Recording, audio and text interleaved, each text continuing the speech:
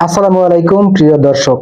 এখন শেখাবো আপনার নিজের ছবি দিয়ে, অর্থাৎ আপনার নিজের পিকচার দিয়ে আপনি খুব সুন্দর করে ছোট ছোট ভিডিও তৈরি করতে পারবেন।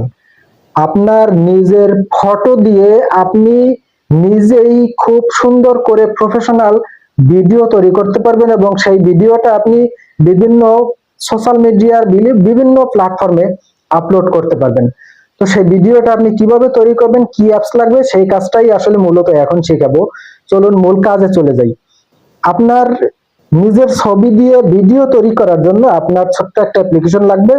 অ্যাপ্লিকেশনটা নেওয়ার জন্য আপনাকে চলে যাইতে হবে আপনার ফোনের প্লে স্টোরে।